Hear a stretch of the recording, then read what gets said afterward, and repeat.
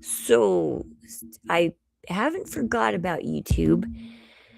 I've been really busy with federal court and everything.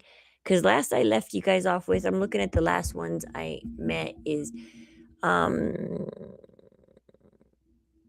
yeah, we were filing in federal court. Let's see, July 9th. So, yeah, you guys are so not up to date on everything that's been happening in our federal court case.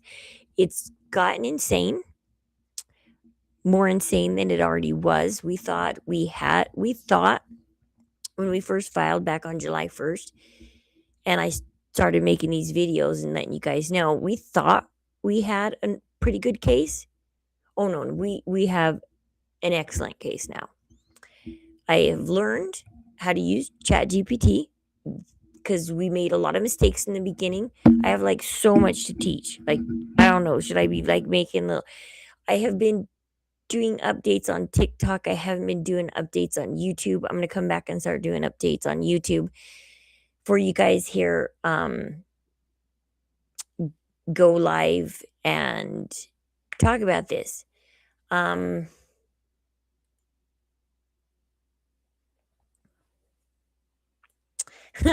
It's like, where do I start? Where do I start? Like, oh, where do I start? Oh, because I left you guys off on July 9th. So that was the day after we served everybody, or the day we served. So that was after we amended our complaint. So we filed on July 1st. We asked the federal courts to allow us under a certain rule, 15 or something. I'll have to look up the rule for you guys. If we could amend our complaint. And then we had to wait. But after we filed our amended complaint on the 8th, on the 9th, we served everybody.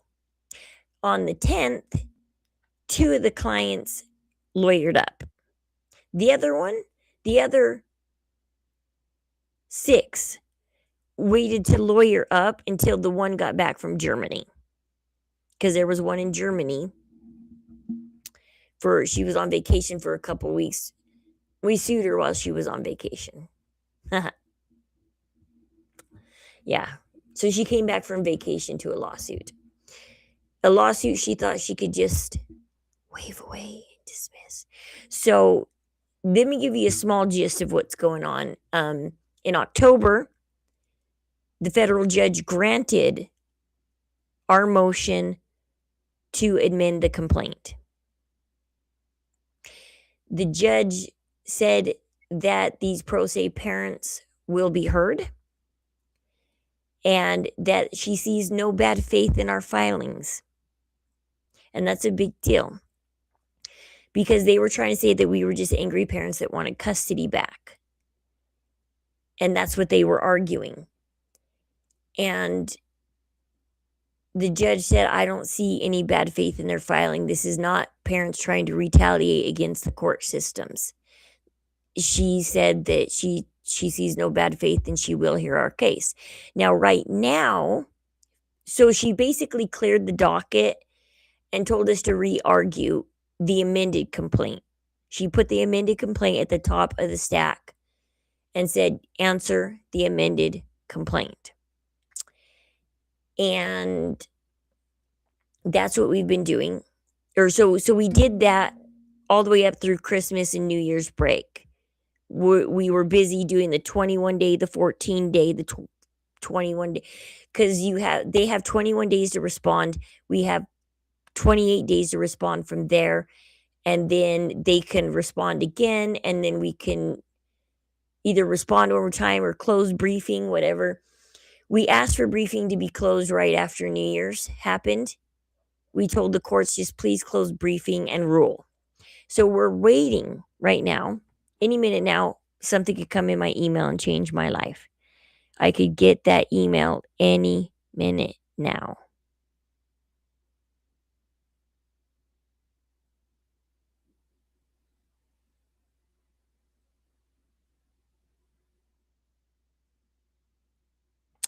And so I have to watch my email because it can change our lives at any time. The federal courts are being very quiet right now. That's actually a good thing because if we were an easy dismissal, we would have already got the dismissal. That would have already happened. The fact that federal court is being quiet means they're thinking, they're pondering, they're weighing our evidence, they're reading our briefs, they're doing it. They're doing it. And that's great.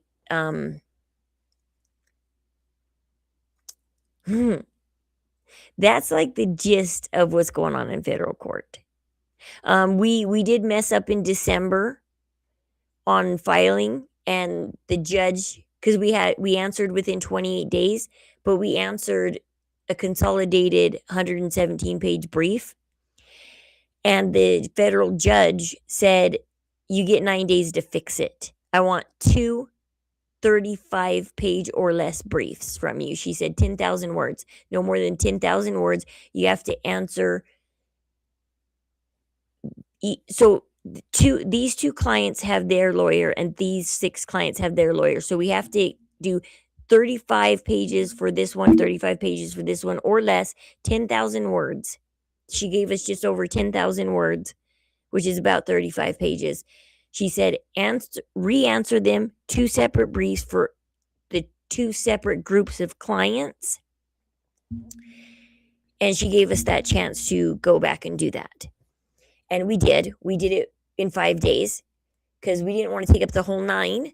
Christmas was coming in a couple weeks.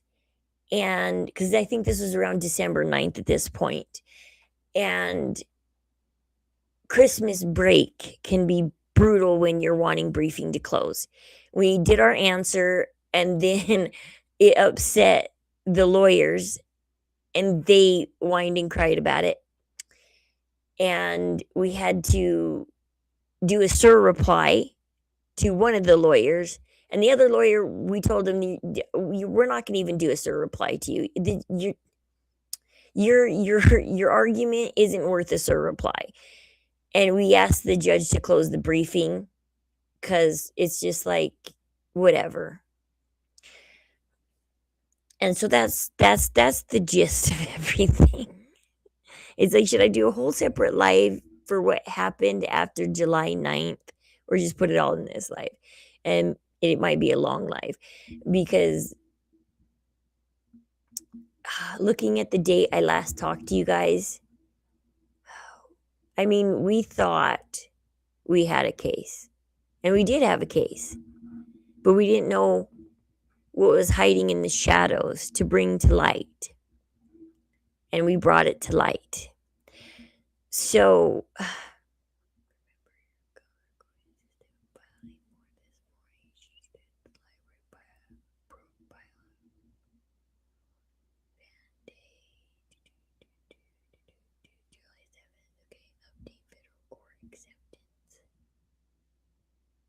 okay, that was July 2nd. Okay. So I'm trying to look and see what you guys know so far. Probably not much. These are short, like 1 minute, 2 minute, 6 minute, 8 minute quick videos. And then there's a 34-minute video on the 9th. Watching for updates. Yeah. Federal court is slow. It's nothing fast. It's not a magic button. As I've been working with people on TikTok, I find that there's TikTokers that are trying to find the magic button. They want to find the cure for family court. They want to be the TikToker that finds the cure. And they're telling you to do stuff, sovereign stuff, that'll get you in trouble in court. Last night, I joined a group that I'm hesitant about because if I do what they're asking to do, it could destroy all the work I've built over the last 7 months, 7 months, filing in federal court. And I'm winning in federal court. And I don't want to lose, of course. And what they're asking me to do could change the whole game. And okay, so anyways, I guess let's get into the evidence part, okay? What did we find after July 9th? Did we bring to light? Maybe I should grab some of the proof. Because I think I have some of the proof. So first things first, always go pull your docket. Go to juvenile court and pull your docket, okay? Just pull your docket. This is, we pulled our docket. We told him the shelter hearing was on August 31st. We told him give us everything that was filed between August 31st and like September 7th, the first weeks of court where it's crucial. We found out that they filed, see, what is this? So September 6th,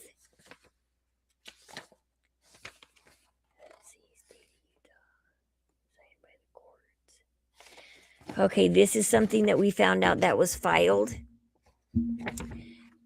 So it's permanency. Okay, so what's important is what, and then we went and pulled more of our docket later. Like this is more, so like this is important. Let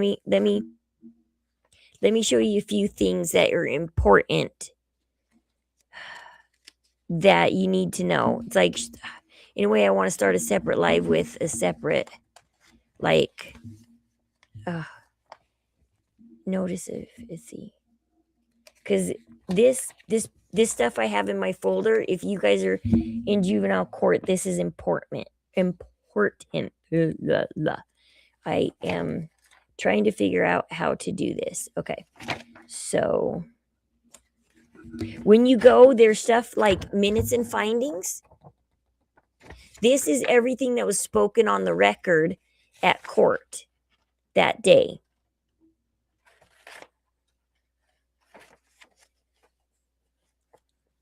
So you want to pull your minutes and findings, you want to pull everything. There's like findings of facts, conclusions of law and order. What date was this signed? This is the one that was signed. Yeah, 11/16. See, this was, the court was on October 25th, and this is important. 3 weeks later, this was drawn up and signed by the judge.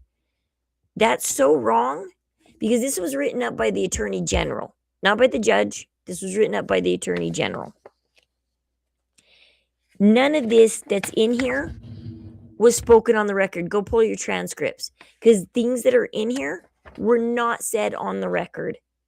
Words like clear and convincing, that was not on the record.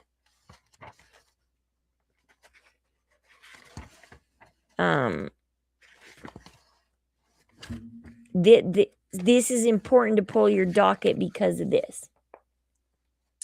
Minutes and findings, permanency findings in order.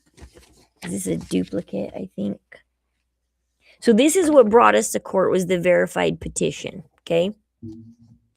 This is what they filed to bring us to court, was a petition. This is how you start court. You filed a petition.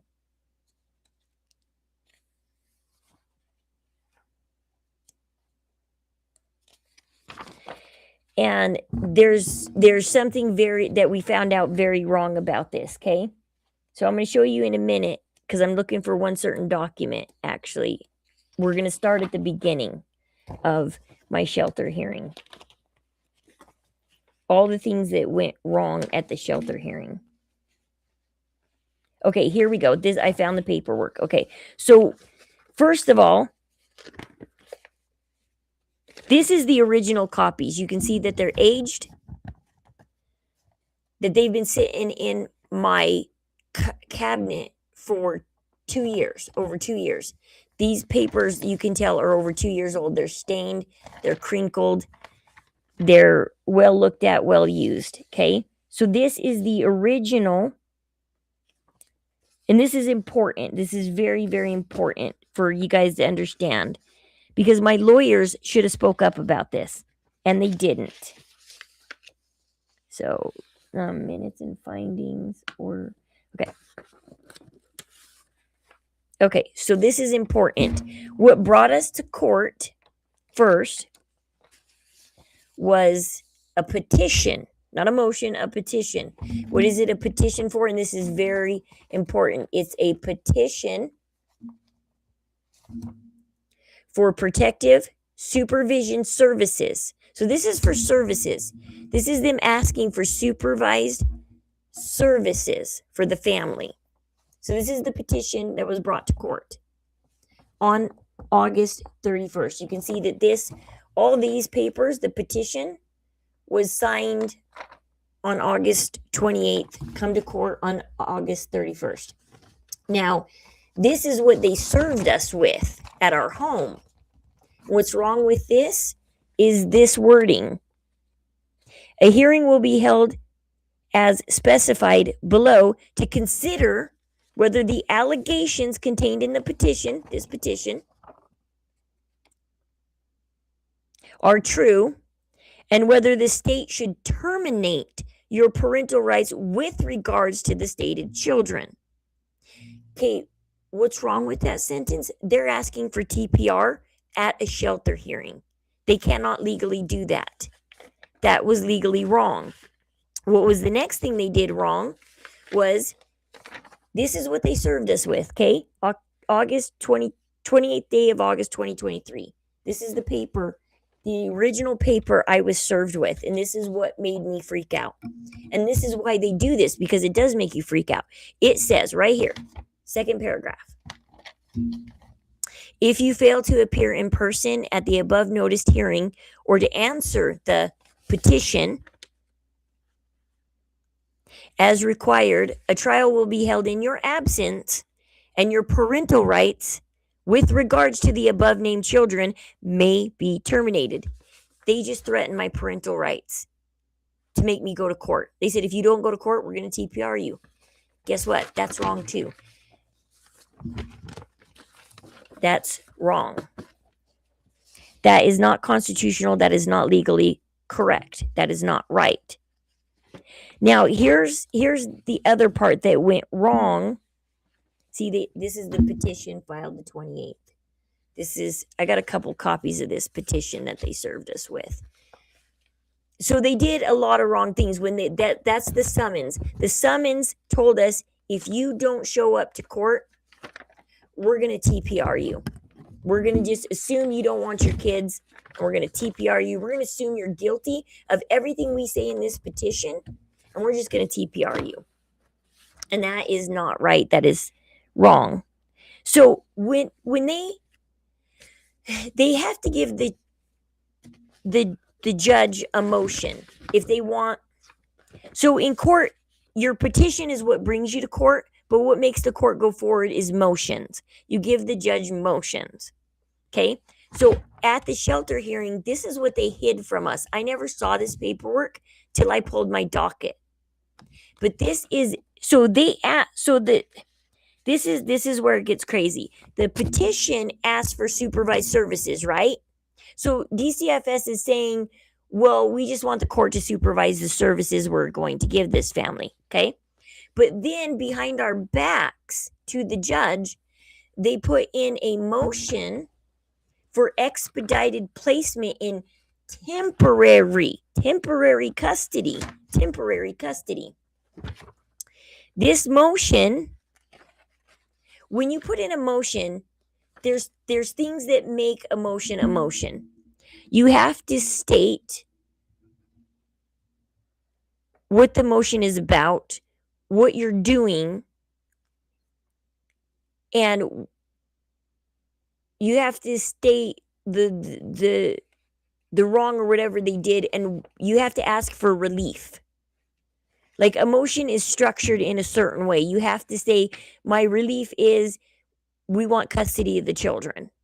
Please grant us custody of the children. And the bulk of the motion is explaining why you're asking for this relief at the end. Well, when we found out about this motion, guess what? This is all it says. consider the issue of custody and guardianship at the hearing and make other temporary orders in the best interest of the children. There's no safety concerns in here. There's no reason to pull our children into state's custody, and there's no relief ask. All it says is the standard comes now the state of Utah, Division of Child and Family Services, by and through its council, hereby moves the court for an expedited hearing to be scheduled, furthermore, to award temporary custody and guardianship of the above named children. So this was put in on August 28th. Same day they put in a petition for supervised services. So why the escalation? Can you see why that's wrong?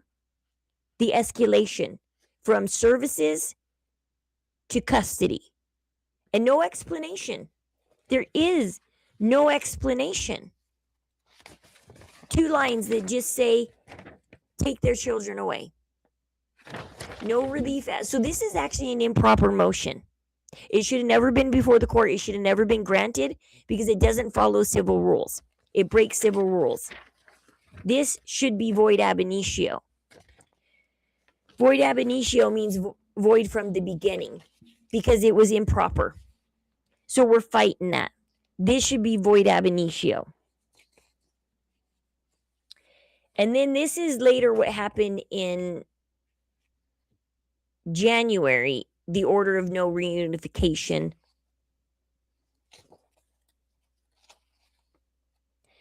They're determining whether reunification services are appropriate. And in here, in the shelter hearing, I pulled the transcripts. Let's see if I have this on me. I pulled the transcripts.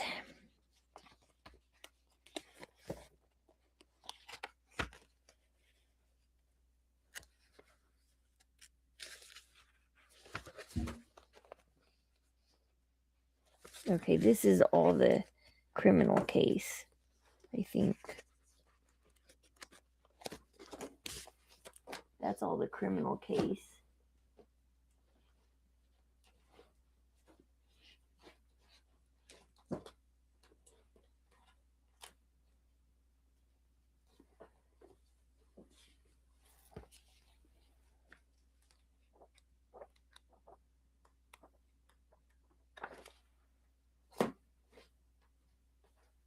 Okay, I know I have these documents. I just got to see where they are.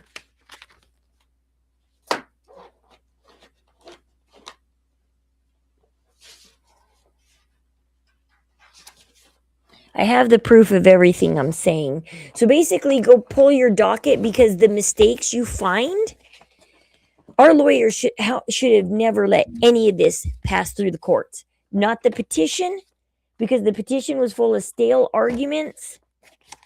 The motion didn't even follow civil rules. It didn't list Utah codes. It didn't list, because the motion must also list codes. When you're taking somebody's children, you have to list the Utah code under which you're taking them. Therefore, the parents know exactly what they're arguing. We never saw this motion. We never got to argue this motion because anytime you put in a motion, opposing counsel has 28 days to answer. 21 to 28 days, depending on what the judge says. 21 days. Sometimes the average is about 21 days. We never got our 21 days. They filed it on the 28th. We should have had 21 days from there to answer it. We didn't.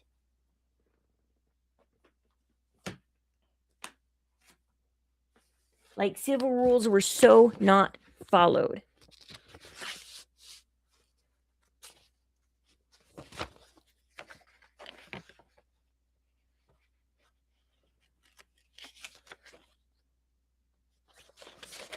Okay.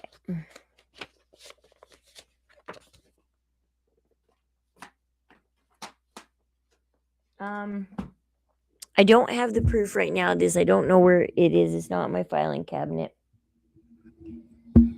You can look up my court docket, though. It's on there because I'm about to talk about something extremely insane and crazy and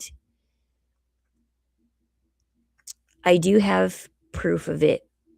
I could possibly bring it up on, you know what, I can see. Screen.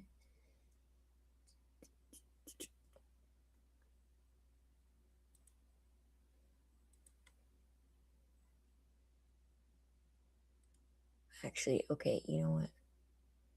No, okay. No, not add participant.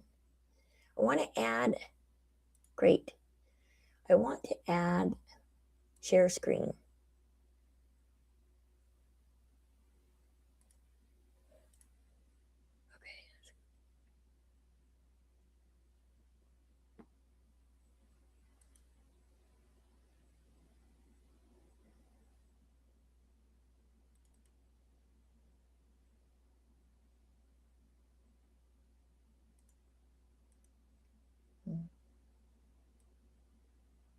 No.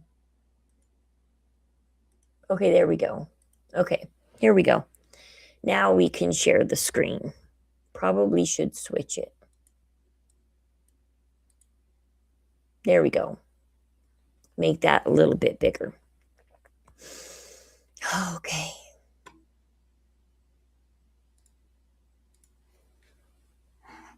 It's going to blow your mind, guys.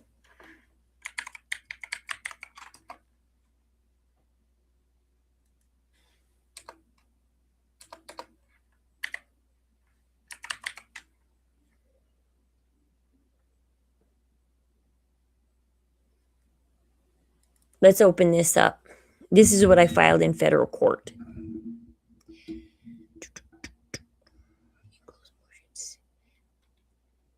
Please find the enclosed our motion to submit the warrant packet and request for judicial notice.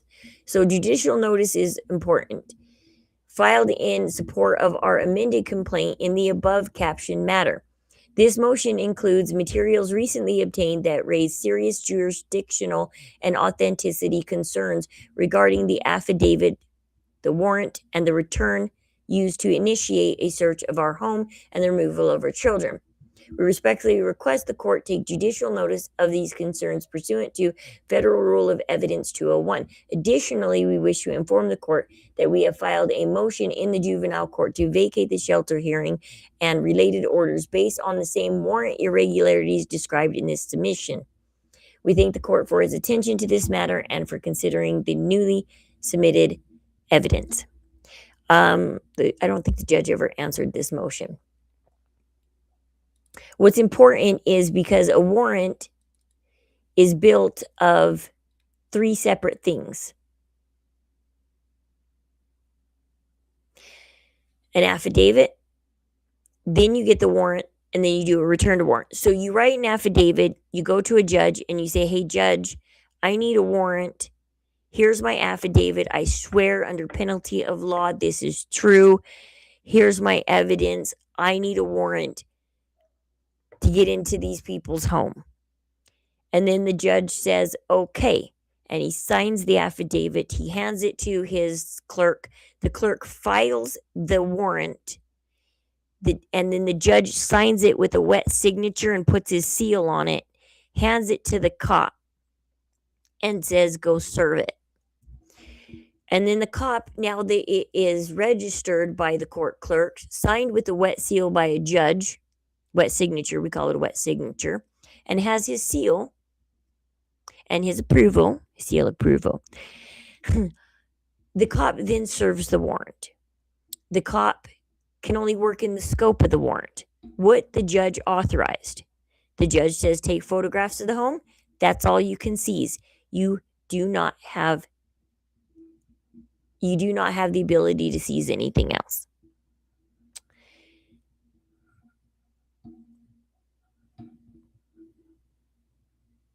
And then once you seized what the scope of the warrant tells you to seize, you go back to your office, you lock up the evidence, and then you do what's called a return to warrant. You report back to the judge what you seized. You say, Judge, I only took photographs. They're locked away. Thank you. Boom. File it. So you have 3 things filed when you go look when somebody serves you a warrant and you want to go look in about the warrant, you have to grab 3 things: the affidavit, the warrant, and the return to warrant. Okay? And this is all filed in the state of Utah under the BCI. So if you go to the BCI, you'll be able to find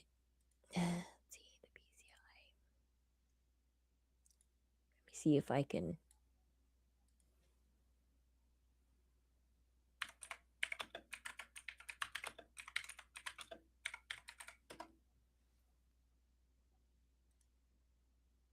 Okay, search public records.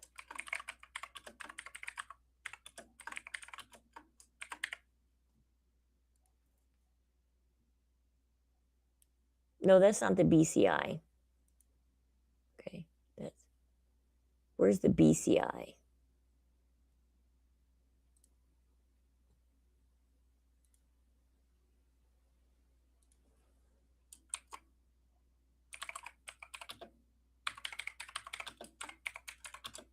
I don't mind. Everybody knows our names by now. We're in the newspaper. See, okay, that's not right. Where's the BCI?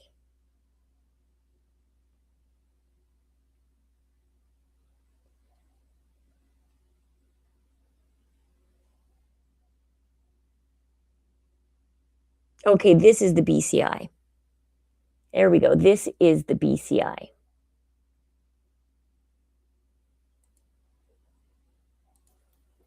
Okay.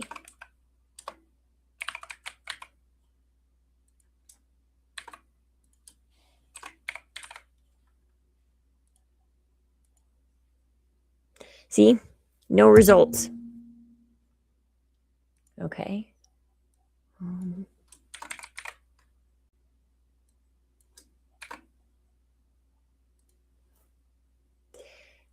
No results. The Utah statewide warrants file is designed to provide information on individuals wanted in the state of Utah. The warrant information comes from the court's data. Okay, so where do I look up past warrants, though?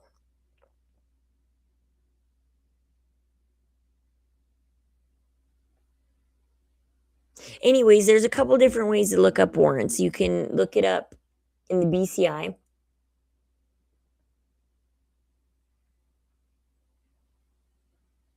I don't want active warrants. I want past warrants.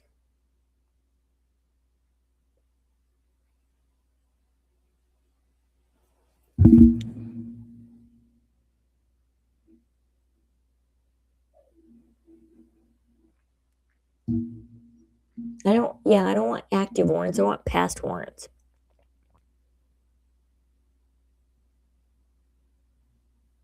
Okay.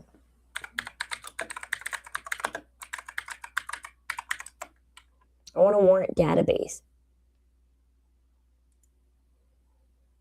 Mm-hmm.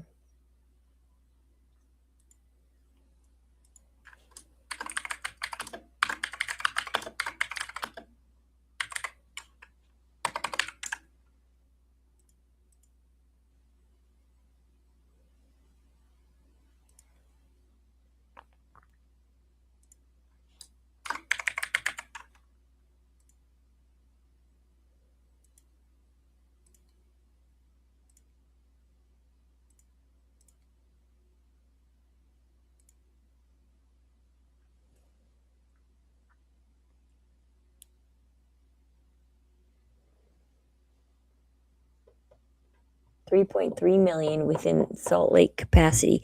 3.3 million people.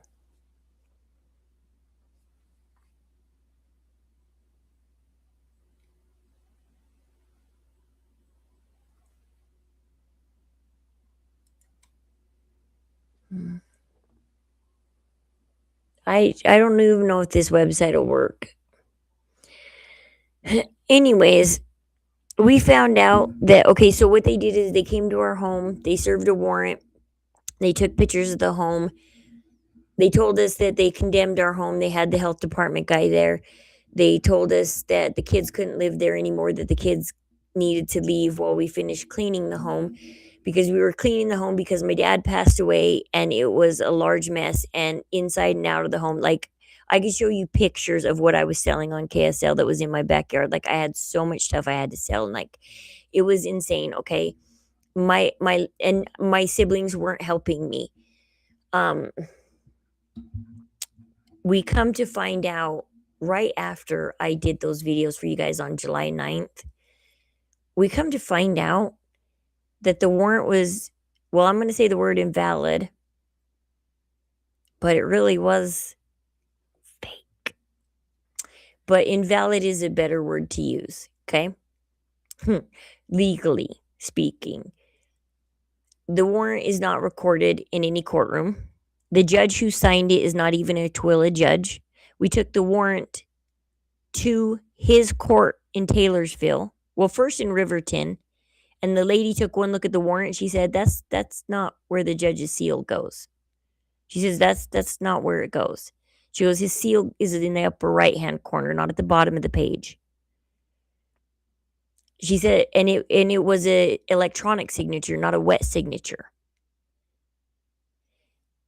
And she said they don't even write warrants out of that court, because we didn't know whether the judge in 2023 was sitting in Riverton or Taylorsville. And because the court clerk was like, I don't want to deal with this. This is an invalid warrant. So she stopped talking to my husband. So my husband called me and we decided that he should go to Taylorsville on his way back from Riverton, because coming to Riverton out to Tooele, you got to pass by Taylorsville.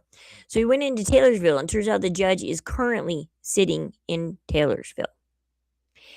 And he went to the court clerk, and she took one look at the warrant, and she said, "This is not our jurisdiction." She goes, "Tooele County is not our jurisdiction. Our judge wouldn't sign this." And my husband said, "Yeah, but his signature's on this." So they took the warrant and they gave it to the judge. And the judge, a week later, emailed my husband, well, the clerk did, on behalf of the judge, and said, "This is not my warrant. Go check the BCI. It's not in my court." Of course, you have to pay after waiting all this time.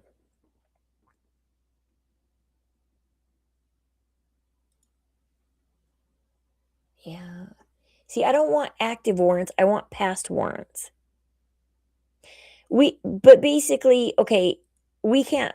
We went to the district court, the judicial court, and the juvenile court here in Tooele. It's not in any of these courts. Judge Hogan, who is sitting in Tooele, who should have signed it, he has no. He can't find. He has no record of this warrant. So not even the judge in Taylorsville has record of this warrant, which means they just printed it up. And they knocked on our door and told us if we didn't answer, they would break our door down because they had a warrant. And then I went to the health department here in Tooele, and I asked them to give me the records on my condemned home, because there's a process when your home gets condemned and you have to get it uncondemned. Well, they were so confused because they told me, and I have the paperwork somewhere. Let me see if I can pull it up for you guys.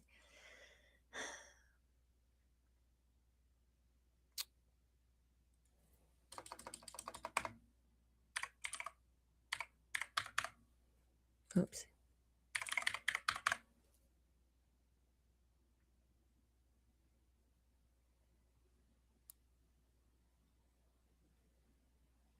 Let me see if I can look in documents, maybe. Is it in documents?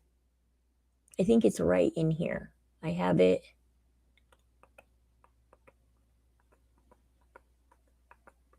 Maybe it's in pictures.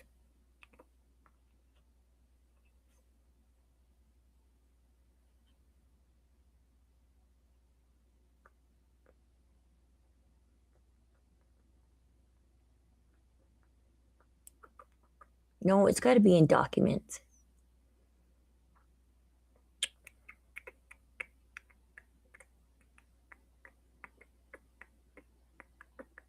Oh, here it is. Health Department. Okay.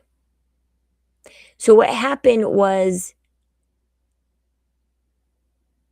the health department, this is the letter that they wrote up on August 28th, 2022 and gave to the courts. It says there's a severe lack of general cleaning effort throughout the entire house. There's garbage, trash, rubbish, and debris throughout on all 3 levels of the house.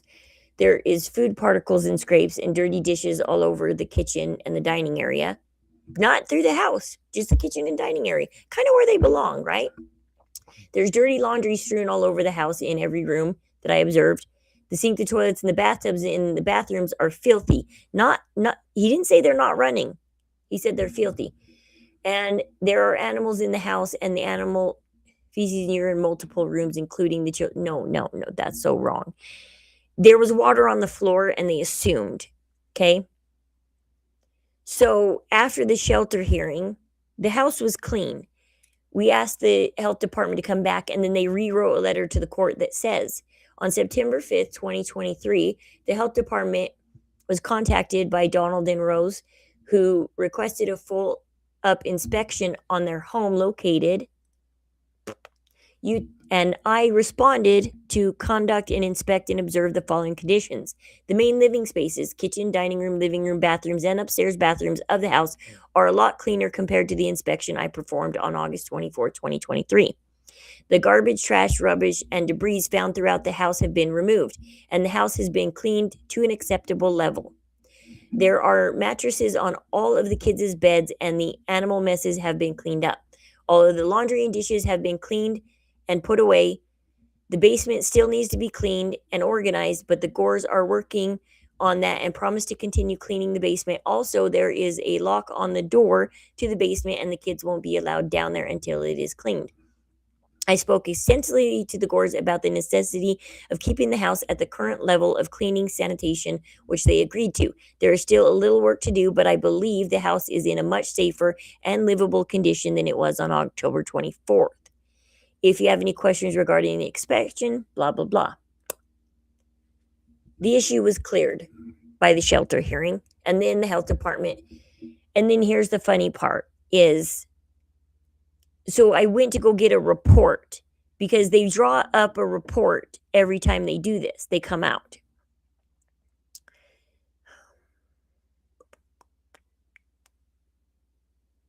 Where is the health department? I have it. Oh, here it is. Okay. Here's the report I grabbed from the health department. The home was never condemned. I performed an inspection verifying the unsafe and unhealthy conditions and wrote a letter of findings to the DCFS case manager. 9/26/23, neighbor saw the news article about the property and wanted to update us because she saw that they're on Saturday and she believes they are still living there in a condemned home because the newspaper article said her home was condemned. However, Tooele City Police Department called and requested, so this is important. The Tooele City Police Department called and requested a health inspection at the Don and Rose Gore residence. The police are working with DCFS case manager because of children in the home, but the house is in terrible condition throughout the entire house. So first of all, the time, look at the time stamp. So 8/24/2023 at 11:49 a.m., they wrote up this thing for this guy to come out to our house. So that means the phone call came in before 11:49 a.m. Why is this important that the phone call came in before 11:45 a.m.? 2 reasons. One, the warrant wasn't served till around, I think, 1:30 in the afternoon, around 1:30.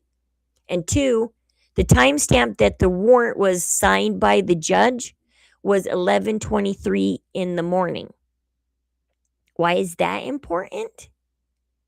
Because while they were creating the warrant, they called the health department. They did not come to the house, find bad conditions, and then call the health department. This was a pre-planned raid on our home. that is illegal. While you're supposedly in court getting a warrant signed at 11:23, you're calling the health department? Like, make it make sense, right? Like, make it make sense. So the biggest thing about our case is we found out the warrant was fake. We found out the condemnation was fake. We've always told people everything in the newspaper article is not true. And now we have the evidence to prove that it is not true.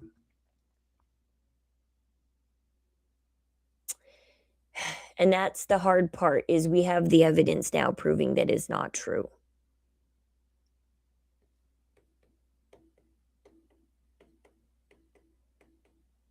Yeah, see, I have all this evidence I've been gathering, and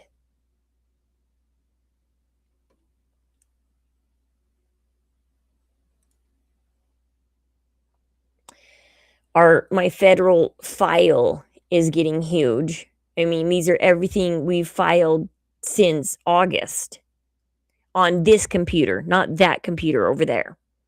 So you can see all the things we've been filing. And in juvenile court, all the things we've been filing.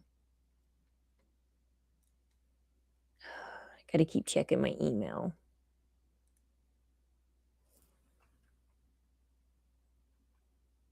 And then I've also been talking to the governor's office, and they're just ignoring all of my rights.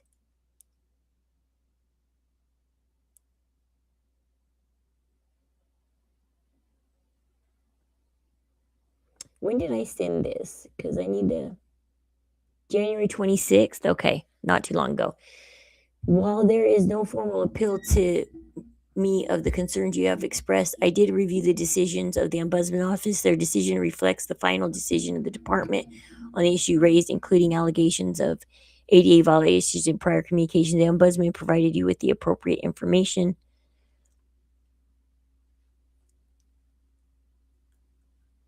Okay.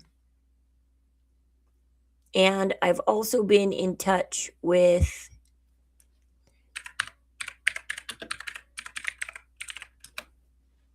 the director of the Ombudsman's office. They have denied me my ADA accommodations. They just now did it on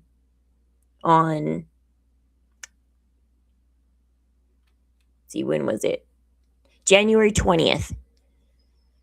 They denied me ADA accommodations. I've been taking this to the ombudsmans. I've been taking it to DHHS. I've been taking it to Angie McCourt, who is the Civil Rights Department, proving that it is a systemic issue in Utah, that Utah fails. They cover for DCFS. They only care about covering their own butts. And they don't I hate that they sit there and tell you, going, I know this is hard on your family, I know this is frustrating for you, but we're going to deny you, we're not going to help you. They're like, we know this is hard on your family. Okay, so you know this is hard, you know this is frustrating, you know this is, like, you're a mother. Angie McCourt and Tracy Gruber, they're supposed to be for families, they're supposed to be for women.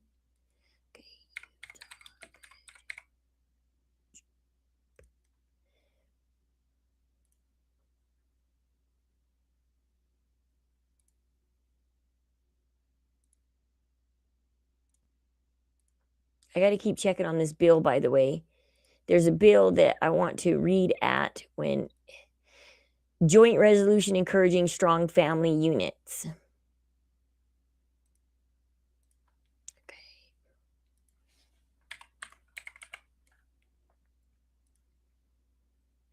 Like, I'm doing more than just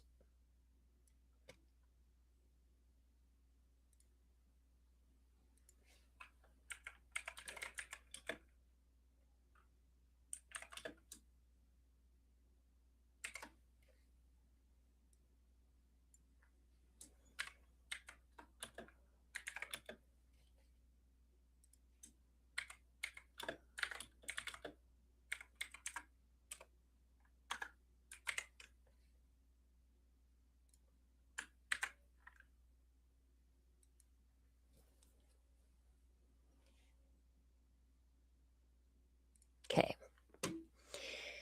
I'm going to go read at the Utah Senate when this passes because, yes, we need to have strong family units, but we need to look at DHHS.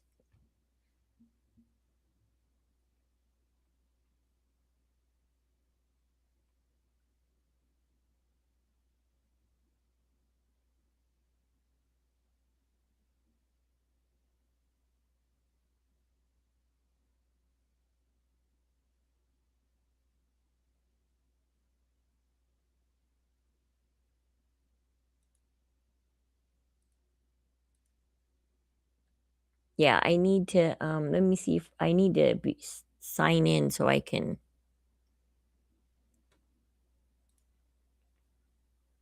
I need to sign.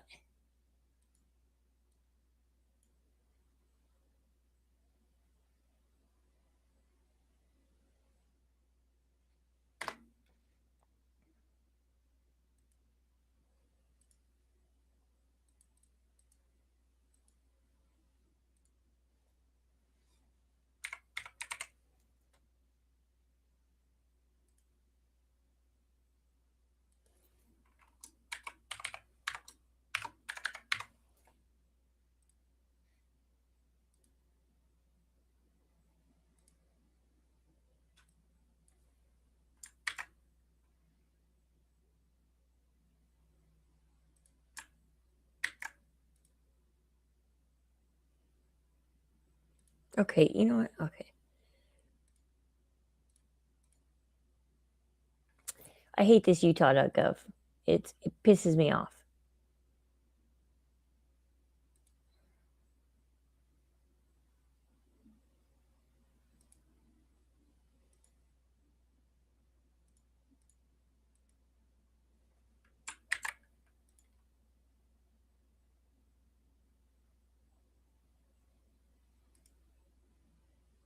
Okay, there we go. Finally, about damn time.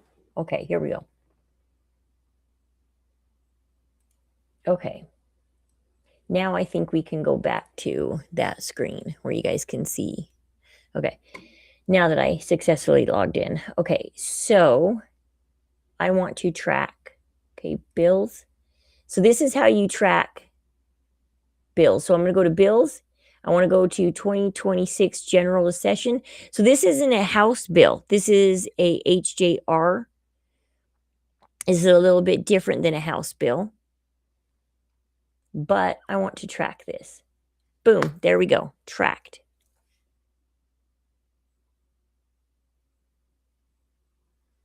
So it's been introduced. It's been read at the House of Representatives here in Utah. Yay. I'm waiting for the public forum. I will be there. I will be square. And I got other people in Utah that are coming. So let me know how you guys want me to update you more. I will continue to update you. I'm going to come back to YouTube. I miss you guys.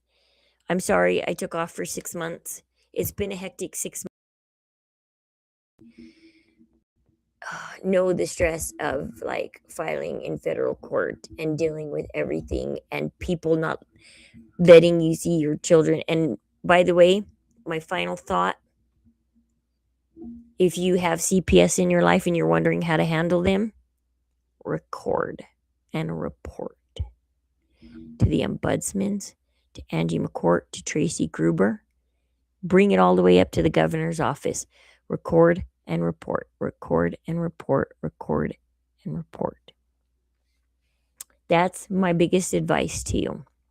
And report it to federal court too. Open up that federal case and report. All right. So hopefully this video wasn't too long for you guys. It's been a minute. Let's see. But it's just so much to update you on. But I can make individual videos on I'm not a lawyer. I just can share my experience, and that's all I can do. And my experience may help you. And that's it.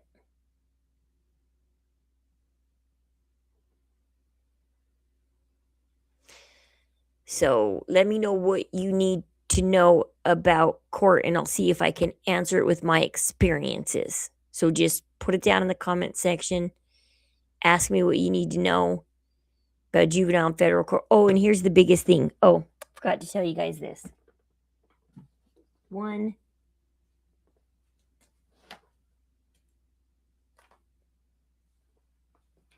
last reason to show you why you pull your docket, okay? One last reason.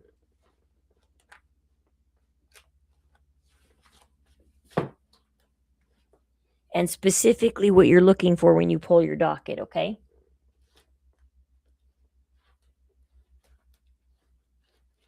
Where did I put all that paper? Did I put it all in here? Don't tell me I smashed it all together. What did I do with it? I just had a stack of papers. Like, I just had that stack of papers.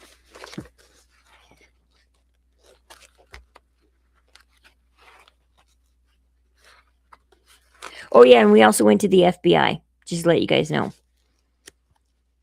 We also went to the FBI.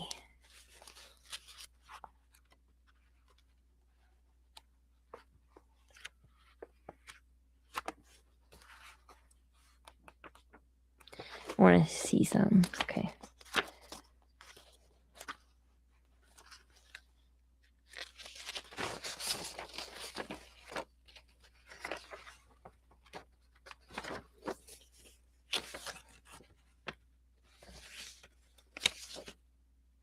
Let me show you what a real motion is supposed to look like, by the way. A real motion. See how this motion is several pages thick? There's a reason why it's several pages thick. Because you have to state the facts, the argument, see, argument, and then you have to state, which they didn't, I guess this is the relief, wherefore the state respectfully moves the court to extend time for responses.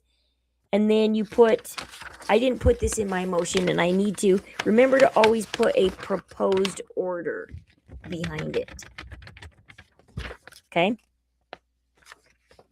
This is what a real motion looks like, not the one I showed you earlier for temporary custody. That is not a real motion. You saw how it only had 2 words or 2 sentences on it. That is not a real motion. A real motion is a couple pages thick. At least, to the least, you know. Okay, here, I think I found it. Okay, I think I found my paperwork. This is very important. When you go pull your docket, what you're looking for besides minutes and just anything. You're looking for court minutes. You're looking for anything that's on the record. You're looking for any motions. You're looking for any petitions. You're looking for anything. And the most important thing, I'm going to show you what you're looking for. Okay. I'm going to show you this. Another thing you can be amazed by. Okay. That went wrong in my case. Okay. Let me show you this. When I was up at 5:30 in the morning a couple months ago thinking about things, and all of a sudden I was thinking about my docket I pulled, and in my head I was visualizing every paper that I pulled from my docket. Remember how I told you I went and pulled everything from August 24th to September 7th, or maybe even September 21st, the first 2 weeks of court, and I said, give me everything that was filed, everything. Just pull the docket. I want everything. And she did, including what seems simple and stupid at the moment. Appointment of counsel for mother. That's my lawyer. Appointment of counsel for father. That's my husband's lawyer. See? Filed August 29th. See? August 29th. Because in the summons, they didn't just summon me and my husband to court. They summoned the gal, like 5 or 6 different attorneys in Tooele, and seen which ones picked it up. And these 2, somehow, I don't know how they got picked, but they filed. Now, this appointment for my husband, he had a conflict of interest because in 2018 to 2019 he represented me in drug court. He couldn't represent my husband in family court. So he asked the judge to release him. Appointment of conflict of counsel. See? Everything has a paper trail. Okay, this is important because this seems dumb, but it's not dumb. Because everything needs a paper trail in court. So what these do is this appoints your counsel, and it tells the counsel who they're representing and what they get to do. Proceedings with respect to the above children have been commenced or are pending before the court under Part 3 of the Juvenile Court Act, and the parents desires representation by legal counsel. The court finds that the requesting parent is indigent and unable to afford an attorney, or the court finds that the appointment of counsel is necessary. Okay? And then they appoint your legal counsel for the above father named the children in all matters pending before the court, respecting the legal rights of said parents. So his job is to respect the legal rights of the said parents, which is my husband. And that's why he had a conflict of interest, because he had to respect my husband with knowing I went to drug court, and anything that happened at drug court, he had anything bad that happened, he had on me. So they had to do a new appointment of counsel. And guess what happens when you do a new appointment of counsel? Another one of these comes up, says appointment of counsel for father, and it's the new lawyer. Okay? Now I'm going to tell you why this is important. Because the same thing has to happen for the guardian ad litem and for the children. At 5:30 in the morning, I was remembering a conversation I had with ChatGPT about counsel being appointed. And he said, because I told him, I said, it's really strange. The gal just showed up at the shelter hearing. Because he says the gal shouldn't have showed up at the shelter hearing because the court needs to assign a gal. So I started digging through my paperwork. I can't find an appointment for the gal. I found an appointment for my lawyers. I found an appointment for my husband's change of lawyer. But I can't find an appointment for the gal. So, oh my gosh, this was on a Friday. So, oh my gosh, like I had to wait the weekend to cure this. And I go to the court. I go to the court clerk and I say, give me the appointment for the gal. Whether it's paperwork, whether it's in the court minutes, or whether it's, I need to know when the date of when the gal was appointed to my children. They took over 20 minutes. They stood in a side office for over 20 minutes, and they brought me this piece of paper. So remember, the shelter hearing was on August 31st, and then we had a court on September 7th, and then our next court date was September 21st. This was filed on September 18th, between court date number 2 and court date number 3. What is this, you say? This is a notice of appearance. Who's it signed by? The guardian ad litem. You see a judge's signature? You see a judge's seal? I don't see a judge's signature, appointment, seal, or telling the guardian ad litem what her scope of work is. This is the guardian ad litem self-appointing herself to my children, making her a private lawyer, no better than a private lawyer. She is not a gal. If you do not have one of these from the judge appointing you with the judge's seal and signature, see, seal and signature, if you don't have that, you're not a gal. You're a lawyer, not a gal. There's a big difference between those two. You're not a gal. You're a lawyer if you just appear in court. Okay? She's not a lawyer. Therefore, she cannot speak on reunification. She can't. She legally cannot, and she has not. Ever since we filed this in federal court and told the federal judge, guess what? The gal appointed herself. She has no judicial orders. She didn't answer our motion for temporary return of the children. Only the Attorney General did.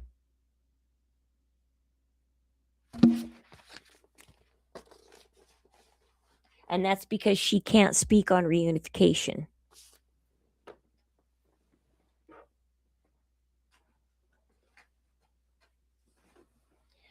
She can't.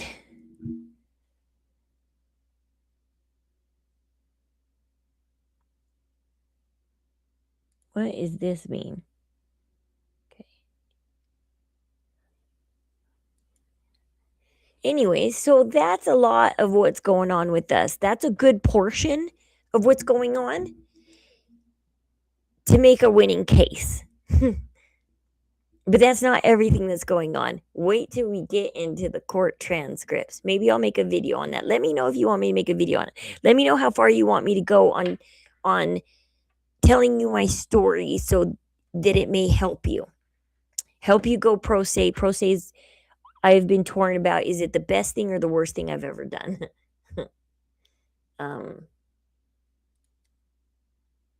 But it turns out it is the best thing. It's just sometimes really, really hard.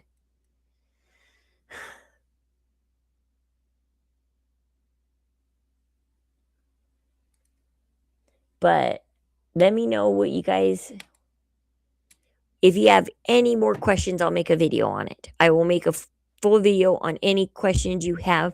There's so much to go through. Like I could stream for a couple days on this live.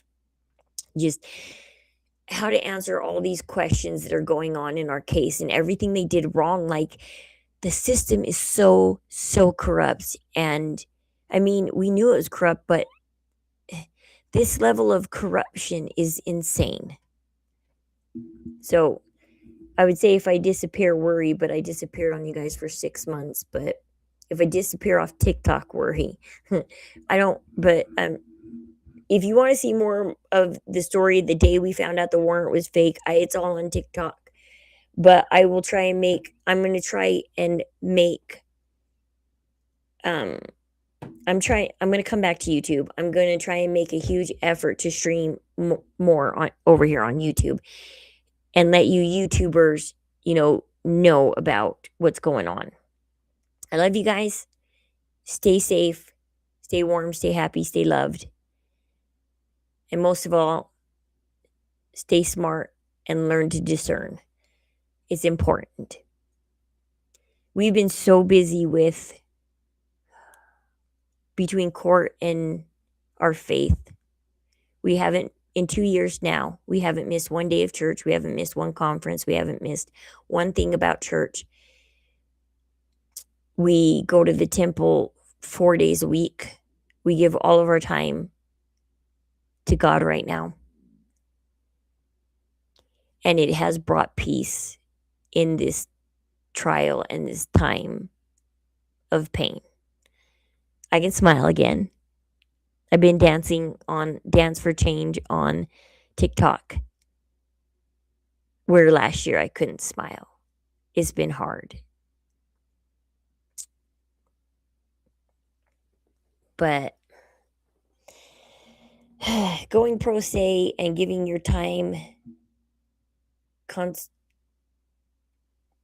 following the law of consecration, giving your time, talents, everything to the Lord has helped. And that's the biggest thing that's helped get through all this. So just letting you guys know that. All right, love you guys. We'll see you guys later. I will be on YouTube more. Sorry, I've been distant.